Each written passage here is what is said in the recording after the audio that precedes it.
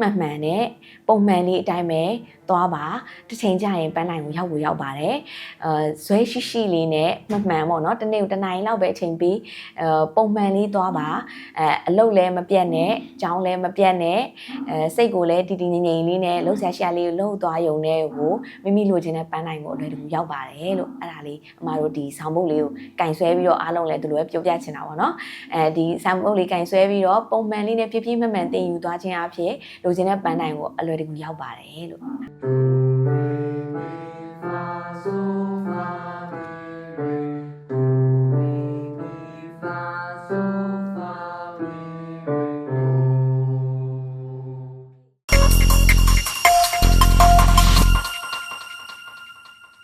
ကျမတော့အခုဒီ MK Music School ရဲ့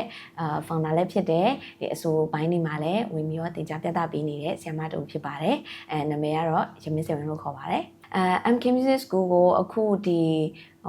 နှစ်ထဲမှာဆိုလို့ရှိရင်တော့အမတို့10နှစ်လောက်ရှိပြီပေါ့နော်ဘယ်လိုရည်ရွယ်ချက်လေးနဲ့စာပြီးတီထောင်ဖြစ်တာလဲဆိုတော့စာပိုင်းမှာတော့ဝါသနာအလျောက်ပေါ့နော်ဝါသနာလေးအရင်ခဏပါတယ်ဒီပေါ့အဓိကအဆိုနဲ့ပတ်သက်ပြီးတော့အဆိုပိုင်းအားနေနေတဲ့သူတွေကိုကူညီပြီးတော့ဒီပေါ့သင်ကြားပေးခြင်းနဲ့လမ်းလေးပြပေးခြင်းနဲ့ပေါ့နော်နောက်ပြီးတော့ဒီသူတို့တွေဒီ professional singer အထိကိုတည်ဆိုနိုင်အောင်ဆိုပြီးတော့အမတို့ဒီရည်ရွယ်ချက်လေးတွေနဲ့ပေါ့နော်ဒီအကုန်လုံးကိုအဆိုပိုင်းအားနေတဲ့သူတွေအဆိုပိုင်းဝါသနာပါတဲ့သူတွေအတွက်ကိုရည်ရွယ်ပြီးတော့ဖွင့်ဖြစ်ထားပါရှင်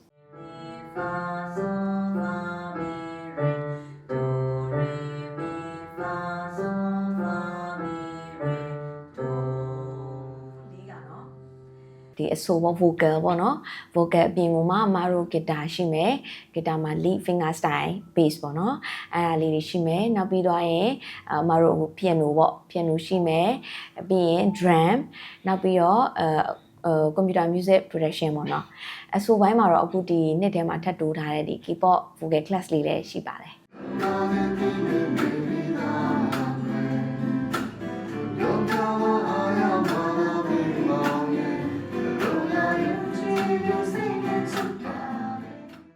အသက်အရွယ်အရာပြောမယ်ဆိုတော့အများဆုံးဂီတကိုစိတ်ဝင်စားတဲ့အရွယ်က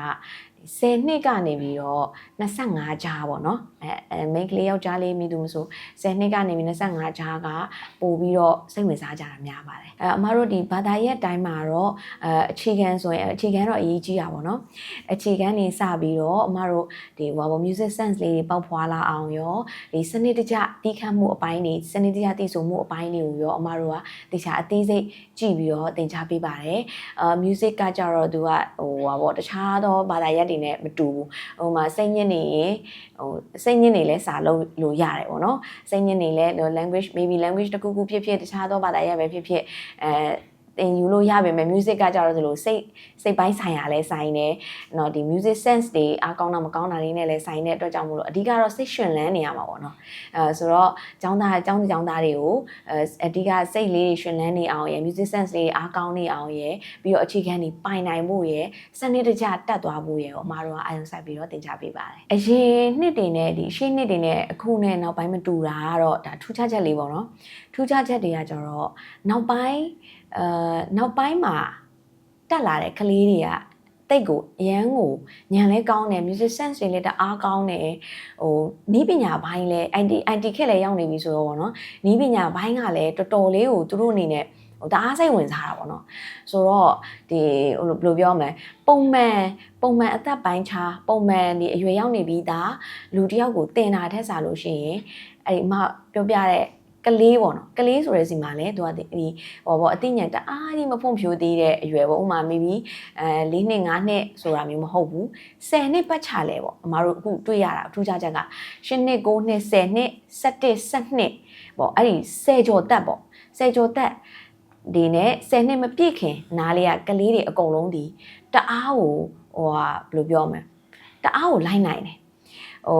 ပုံမှန်သူများတွေကိုပုံမှန်ပြောနေရအမတို့တစ်လလောက်မှလေ့ကျင့်ယူရတဲ့ဟာမျိုးတွေဆိုရင်တို့ကဒီလိုတစ်ချိန်နဲ့တစ်ချိန်နဲ့တည်တဲ့အရာမျိုးလိုမျိုးတို့က fresh လည်းအရင်ဖြစ်တယ်အရင်လည်း sharp အရင်ဖြစ်တယ်ပေါ့နော်အဲ့ဒါလေးထူးခြားချက်လေးတွေ့ရအခုခေတ်နောက်တက်မဲ့ကလေးတွေပေါ့နော်အဲ့နောက်တက်မဲ့ကလေးတွေကတအားကြီး sharp ဖြစ်တော့တို့တက်လာတဲ့အခါကျရင်တော့ဒီမျိုးဆက်တစ်ဆက်ကတော့ထူးထူးခြားပြောင်းလဲမယ်ထင်ပါတယ်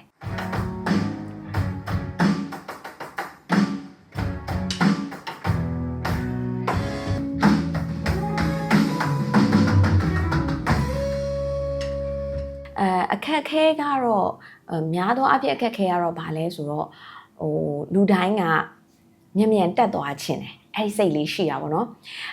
မြန်တက်ဖို့ဆိုတာကလည်းကိုကကြိုးစားအားထုတ်မှုတစ်ခုတည်းမဟုတ်ဘူးပေါ့ music မှာပေါ့နော်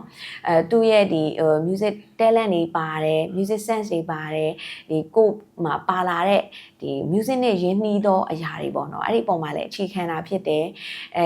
ပြီးတော့တချို့ကြတော့နည်းနည်းလေးကြားတယ်ဥပမာဒီစာတင်တယ်လို့ပဲပေါ့နော်စာတင်တယ်ဆိုအတန်းထဲမှာ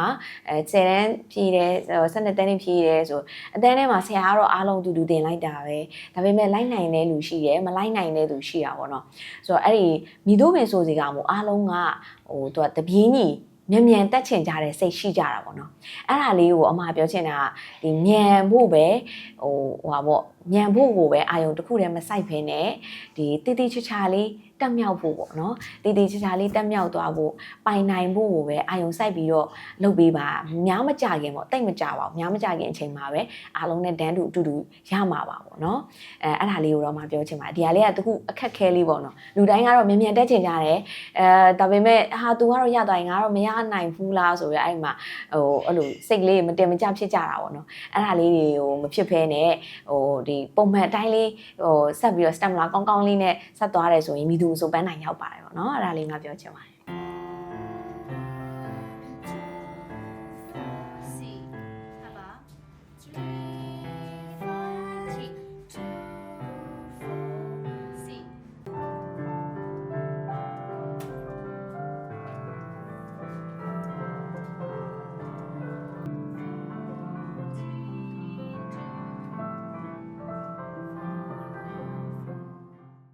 အတန်းလေးတွေပေါ့နော်အတန်းကတော့အဆိုရှိမယ်ခုနပြောသလိုပဲ vocal piano guitar drum music production ပေါ့နော်အဲ့ဘက်မှာအဆိုမှာအမတို့ကဘယ်လိုလေးရှိလဲဆိုတော့ဒီ short term တင်နဲ့1 special class လေးတွေပေါ့နော်အဲ့ဒီshort term တင်ချင်တယ်ဆိုတော့ဥမာပြောကွာချိန်သိမ့်မရတော့ဘူးဒီအချိန်ဟွာလေးအတွင်းမှာပေါ့နော်ရက်တိုလေးအတွင်းမှာရက်1ရက်2ရက် maybe 3 4 5ရက်တစ်ပတ်အတွင်းမှာဟွာပေါ့ဆိုစရာရှိတဲ့ပိုင်းလေးတွေရှိမယ်ဆိုတဲ့သူမျိုးတွေအတွက်က1 special class လေးတွေရှိပါတယ် long term ခေါ်တာပေါ့နော် long term ဆိုတာလည်းအမတို့3 months 6 months အဲ့လိုမျိုးလေးပေါ့နော် basic advanced အဲ့လို class လေးရှိတယ်အဲ့ဒီအပိုင်းလေးတွေကကြတော့အတန်လေးတွေကိုစပြီးတော့တီးဆောက်ရမယ်လှပတဲ့အတန်လေးတွေလေ့ကျင့်ရတယ်ဆိုတဲ့ဟာမျိုးလေးပေါ့နော်အဲ့ဒီအပိုင်းလေးတွေကြတော့နည်းနည်းလေး3လ6လအဲ့လိုပေါ့တစ်နှစ်အဲ့လိုအချိန်ပေးရတာမျိုးတွေရှိတဲ့အတွက်ကြောင့်မို့လို့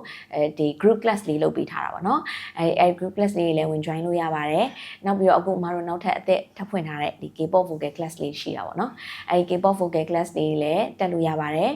ပြီးသွားရင်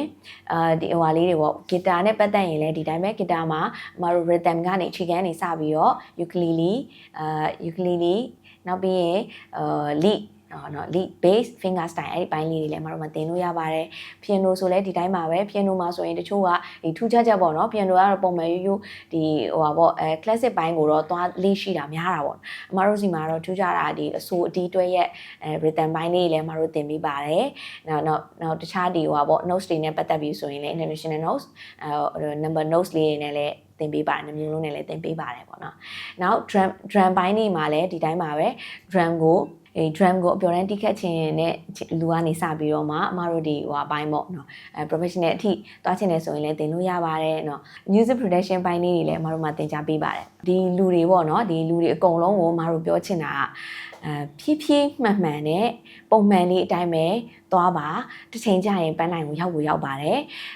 ဇွဲရှိလေးနဲ့မှန်ပေါ့နော်တနေ့ကိုတစ်နိုင်လောက်ပဲအချိန်ပြီးပုံမှန်လေးသွားပါအလုပ်လည်းမပြတ်နဲ့ကြောင်းလည်းမပြတ်နဲ့စိတ်ကိုလည်းတည်ငြိမ်လေးနဲ့လှုပ်ရှားရှာလေးကိုလှုပ်သွားယုံနဲ့ကိုမိလိုချင်တဲ့ပန်းနိုင်ကိုအလွယ်တကူရောက်ပါတယ်လို့အဲ့ဒါလေးအမတို့ဒီဆောင်းပုတ်လေးကိုကင်ဆွဲပြီးတော့အားလုံးလည်းဒီလိုပဲပြောပြချင်တာပေါ့နော်ဒီဆောင်းပုတ်လေးကင်ဆွဲပြီးတော့ပုံမှန်လေးနဲ့ဖြည်းဖြည်းမှန်သင်ယူသွားခြင်းအဖြစ်လိုချင်တဲ့ပန်းနိုင်ကိုအလွယ်တကူရောက်ပါတယ်လို့